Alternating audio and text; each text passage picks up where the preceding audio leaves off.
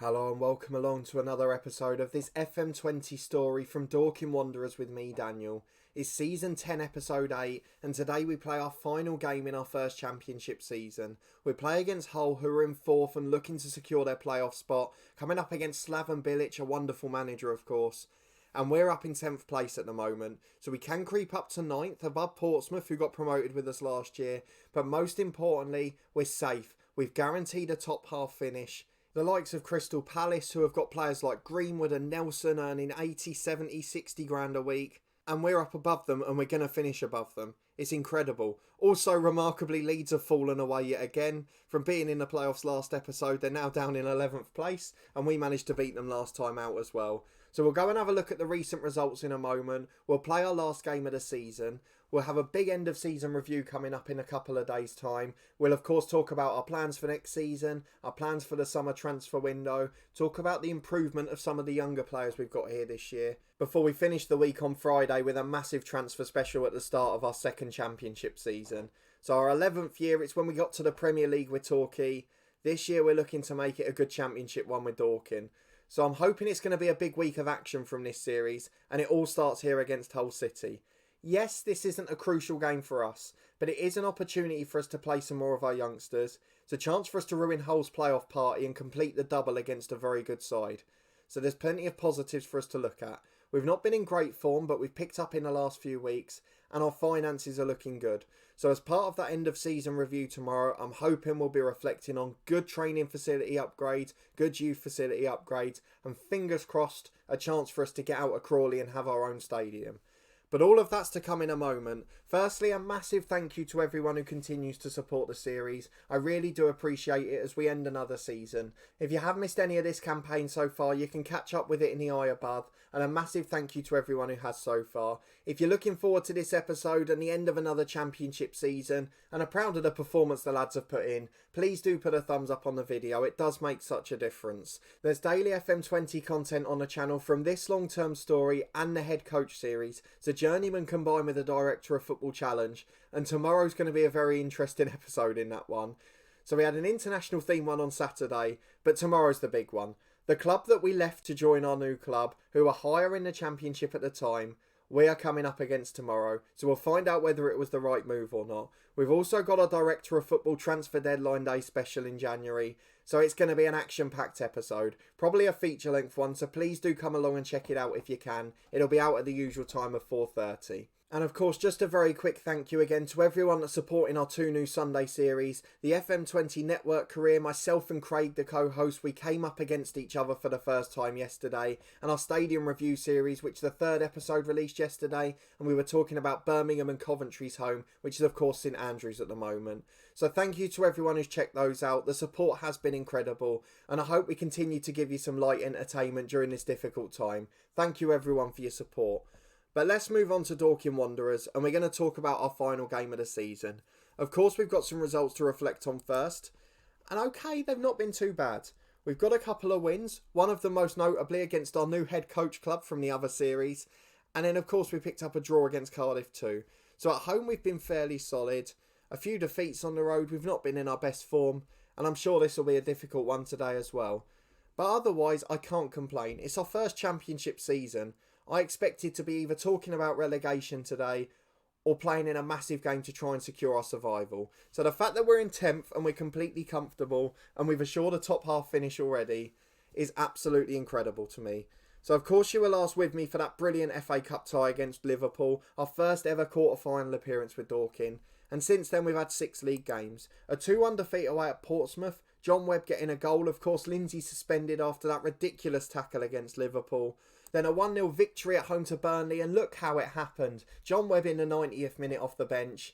A hero for us last season, not had the best year this year due to injuries, but he's come alive late on to nick us some points. Burnley, of course, a club we're managing in the head coach, so we know them pretty well now, but we managed to get one over on them there. We then lost 3-2 at Barnsley, who were already relegated. Zach Council with a brace, but then we threw it away last minute. We were so good in the second half to come back into it, and we deserved to get that point in the end. But it was my mistake. I went to attacking, I tried to get the winner, and it cost us. And that's probably the disadvantage when you've got nothing to play for. We then lost 2-0 at home to Reading, and again, 90th and 95th minute. The season just starting to wear on these boys. A couple of late injuries, Brendan Lindsay and Alan Tordoff, and we just didn't quite have the legs to survive it. But then back-to-back unbeaten games for the last two. At home to Cardiff, we got a draw. John Webb again with a goal there. Before at home to Leeds, it was Brendan Lindsay back to form. He secured the win into this one. And we go into this one in decent form. So we're 10th in the Championship. We can finish 9th. We can finish down to 12th. I'd love to finish above Watford, obviously, as a Luton fan. I'd love to finish above Leeds after beating them last time. And Portsmouth's going to be difficult. They're away to QPR, who have got nothing to play for. Hull have got everything to fight for. Leeds, they're playing against Millwall. They've got nothing to play for. Who are Watford playing against? Watford have got Blackburn at home. Blackburn have got nothing to play for. So we've got the hardest game of the four, and that's going to make things a bit difficult. Alan Tordoff, second best for average rating in the campaign. What a player. He's worth £4 million now.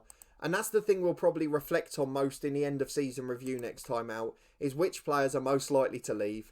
And of course, it's probably going to boil down to value. We've got Craig Maguire worth loads and wanted. Peter McLaughlin in the same boat and unhappy. Luke Thomas, the left back, worth £2 million now. So we're going to have some difficult decisions to make this summer. Otherwise, though, still the same contract situation with Matthew Smith. So we'll reflect next time out. He wants a new deal now, but he still wants massive money. I mean, he's happy to agree to be an Impact sub. And when we do that and we go and offer him the deal, he wants 9.25 grand. It's absolutely insane.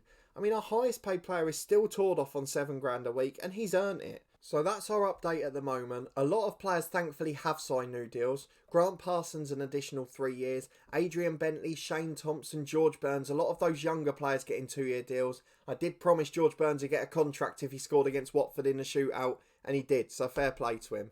Mark Bull obviously only signed in January. Jack Walker the same on a permanent. And Stefan Moles we already knew had a new deal. So really it's McLaughlin and Maguire who are refusing. Luke Thomas wants a lot of money. So they're the three that are most likely to leave in the summer. But we're not going to focus on that today. We've got positives to look at. And that's our final game of the season against Hull. Let's see if we can finish on a high, take the game to them and try and get a positive result. We've got Andy Madley in charge again. We had him recently for a game. Can't remember which one it was though. Maybe it was a Burnley one actually. I'm not quite sure. We definitely had him in charge. Grant Parsons is back. He's going to play at centre-half. I'm going to replace Thomas the left-back with Thompson, I think. Let me just have a look. Thompson is improving. He's doing really well at 20 years of age. Luke Thomas has had a strong season. And in fact, we're going to play Thomas because I want his value to be as high as possible. So in the summer, we get a big offer for him. Loveless will be replaced by Thompson on the bench. He will come on at some point. Bentley keeps his place in central midfield, just improving again there. Signed a new deal, of course, as we know. John Webb will come back onto the bench for Manny Cook after missing out last time due to a knock. And then we've got 3 pretty average players outside the squad. I'm not sure any of them are going to get on the bench today.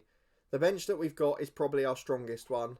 And that's the 11 we're going to go for. So we've got Bull in goal. He's had a pretty solid campaign since he joined. He's not had a great deal to do. He's improving massively in terms of personality. Now fairly professional. And the football's really helped him. So if we don't get a keeper in the summer, it won't be a disaster. We've got James and Thomas the fullbacks. James we know is staying next season on loan again. Parsons and Walker both with new deals at centre-half. We've got Bentley and Tordoff in the middle. Council over on the right wing. Aaron Wright over on the left. And then Peter McLaughlin behind Lindsay up front. McLaughlin could be playing his last game today. We know White probably is. We also know that Thomas could be too. So let's go and see if they can sign off in style with a positive result against Hull City. Here we go then. There is a big name in goal for Hull. I remember this guy. I don't know if he's as good now. He's pretty good. He used to be a brilliant goalkeeper in FM. I always used to get him in the San Marino challenge when I got to the top tier. 50 grand a week he's on. No wonder Hull are up there. Who else have they got? They've got Ralston at right back. Did we have him at Torquay last year? Which club do I remember him from? I'm sure it was Torquay. Let me know down in the comments. I might have got that wrong. Maybe it was their head coach last year. We definitely had him in FM19. They've got Gavin White over on the right wing. A few other players I don't really recognise. And a couple of regens in attacking positions. So they've probably got a few good young players on loan up there. We're going to ask the lads though, do it for the fans. Let's gain confidence and have a go. It doesn't matter if we get beat, but let's try and take the game to them and surprise them. Hull are going to be here. They're going to be under pressure. They're going to be nervous. They're going to be thinking, we've got to get a result here. What if the other teams win and knock us out the playoffs? So hopefully we can take advantage of that. I say that as Hull are coming forward early on the right. Gavin White to the byline. Good block, Luke Thomas. Finds Aaron White, our left winger. Long ball forward towards McLaughlin. Space to run into. We've changed his role slightly. And he finds Brendan Lindsay into the box. Good effort into the side netting. I tell you what, that seemed to have the keeper worried. First shot of the game and it's from Brendan Lindsay, but unfortunately just wide of the post. But we're back almost immediately with a throw on the right hand side. Parsons being a bit slow in possession. Probably the one weakness he's got. Ball flicks it forward to Walker though. All the way back again. They're giving me nervy moments back here, but it's a long ball down the left wing. White flicks on. Lindsay splits the centre halves. Good save. Scuff it. We mentioned him pre-match. And he's done a wonderful bit of goalkeeping there, but Hull looking a bit shaky at the back early on. Slattery recovers possession and a highlight ends.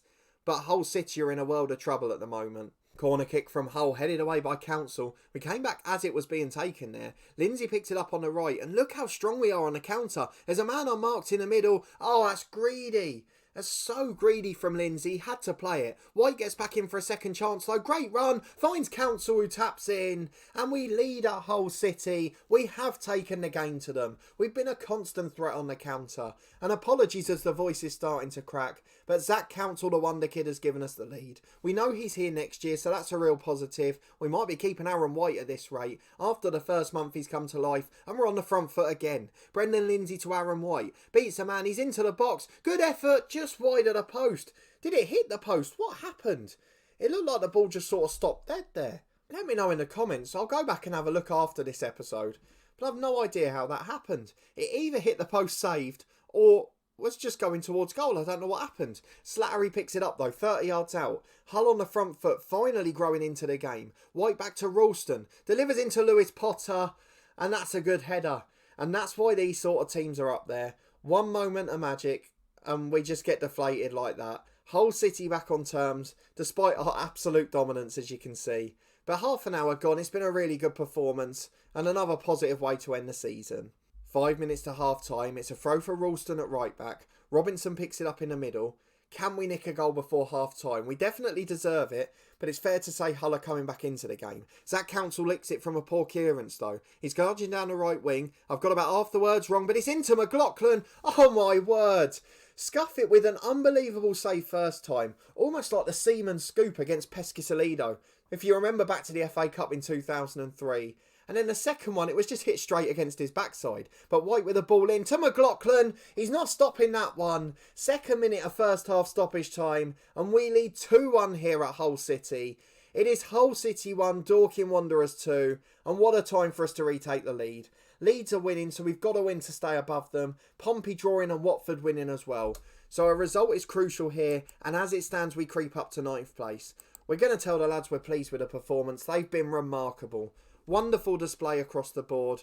And let's go and get into the second half. So good news from Ellen Road as an hour mark passes. Millwall have got a second goal, which means they've got one back against Leeds, half the deficit, and that puts us back above them on goals scored. But as I say that, Hull City have a great effort. What a free kick from Mahoney, and Mark Ball to the rescue. He's really improved the keeper. He's done so well for us as Bentley heads the corner away.